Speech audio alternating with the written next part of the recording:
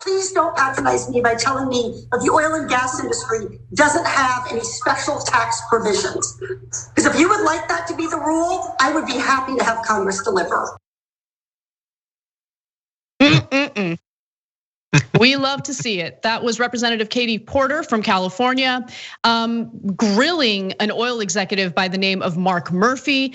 Now, Mark Murphy has a fossil fuel company based in New Mexico. And what he was trying to argue there was that, the oil and gas industry doesn't get any special treatment by the federal government, but you might want to temper your lies a little bit, especially when you're spreading them in front of members of Congress who would know a little bit about just how much these companies get subsidized. Here's Katie Porter going after him in more context.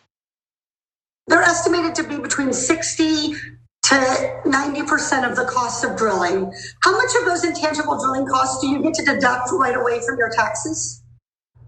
We get to deduct all of those just like any other business. We do not. How much do you get to deduct? There seems to be a misconception out there that you're operating from, that somehow the oil and gas industry benefits from some special sort of tax structure. We don't. We actually. Reclaiming my time, Mr. Murphy. Other industries, right? I will follow up with you, Mr. Murphy, but you do benefit from special rules. There's a special tax rule for intangible drilling costs that does not apply to other kinds of expenses that businesses have. You get to deduct 70% of your costs immediately, and other businesses have to amortize their expenses over their entire profit stream. We also. So please don't patronize me by telling me that the oil and gas industry doesn't have any special tax provisions. Because if you would like that to be the rule, I would be happy to have Congress deliver. I yield back.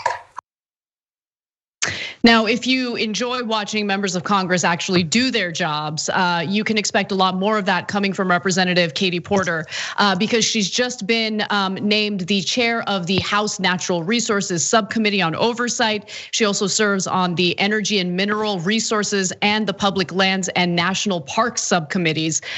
So she is placing a lot of emphasis on holding these types of companies accountable, ensuring that the companies that pollute our air and our water have to pay for that. And I'll give you some details later about the legislation that she's put forward in response to all of this. But before I do, John, how much do you love watching Katie Porter grill people like this? Yeah, it was pretty good. It was the threat at the end, especially. It was clever. It was delivered forcefully. I did like it. It has a very like you've been trying to get one over on the teacher vibe, that entire interaction, and her response played into that as well in the best possible way. I guess he just didn't know. I guess he didn't know that they had these special tax breaks. Like, how imagine. Could he? Who do you think you're talking? You think you're talking to like Marjorie Taylor Greene, like that she's not going to have done the research? Yeah, I think Katie Porter is going to have a good idea of what you're going to be talking about at the hearing. And even for people who don't know, like I didn't know that particular detail, that they had that particular formulation of a way to deduct their expenses. But I would assume that after a century plus of like massive amounts of campaign donations, they're probably getting something. I think if they were getting nothing over and above other industries, then they've been probably overpaying for the last few decades. So it's just such a stupid thing to say, but one has to assume that he doesn't feel particularly threatened, that he feels like even with the Democrats taking over, it's unlikely that this sort of situation would change. He doesn't seem like a person who thinks that they're on the cusp of losing access to these special perks and things like that. Right, I mean, they haven't really had to deal with any, I guess, difficult policy aimed at them, aimed to, of course, protect the environment and ensure that they're paying their fair share. And so that gets me to what Representative Porter is proposing in Congress. And it's certainly a lot more detailed than what we've seen before from members of Congress who at least pay lip service to those who want to do something about these fossil fuel companies. Common Dreams writes that Katie Porter is the lead sponsor of, and I love the way that this is titled, Ending Taxpayer Welfare for Oil and Gas Companies Act, legislation introduced last week that would, according to a summary from the California Congresswoman's office, raise royalties, rental rates, inspection fees, and penalties on oil and gas companies that extract resources from public lands. I went ahead and read a little more about this policy, and here are some bullet points that you should be aware of. For instance, it would implement onshore royalty rates raised from 12.5% to 18.75%. Onshore oil and gas minimum bid raised from $2 to $5 and indexed to inflation, and per acre onshore rental rates raised from their current values of $1.50 for the first 5 years and $2 for the second 5 years to $3 for the first 5 years and $5 for the second 5 years. It's important to keep in mind that this is the first time that royalties have increased for the fossil fuel industry in over 100 years. I'm not even exaggerating. So this is obviously a departure from the fecklessness that we've seen from Congress so far in response to fossil fuel companies, and I certainly appreciate it. Yeah, I mean, look, I can only speak for myself, but I've been pushing for a per acre on-share rental rate rise for literally years at this point, and so it's good to see it finally coming. No, that obviously goes far beyond my knowledge in this area, but that's why it's important to have people like Katie Porter.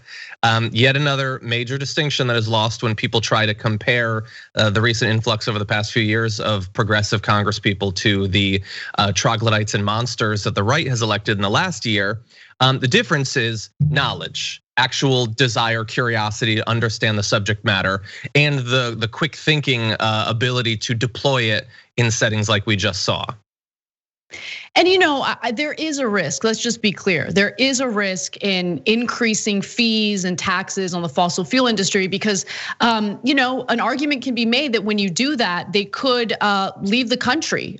These job creators could leave the country and go create jobs somewhere else.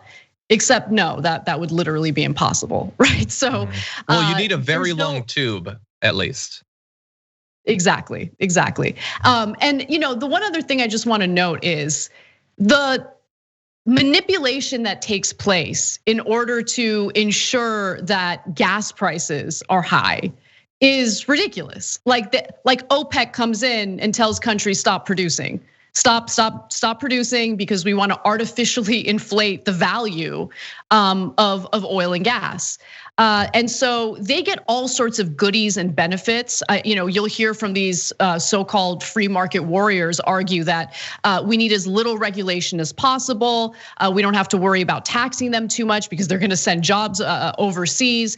In reality, these are people who have gotten all sorts of handouts from our federal government who get to manipulate the market to their benefit. And it just feels really good to hear a lawmaker demanding that they pay their fair share and get treated like everyone else gets treated when it comes to paying taxes and fees.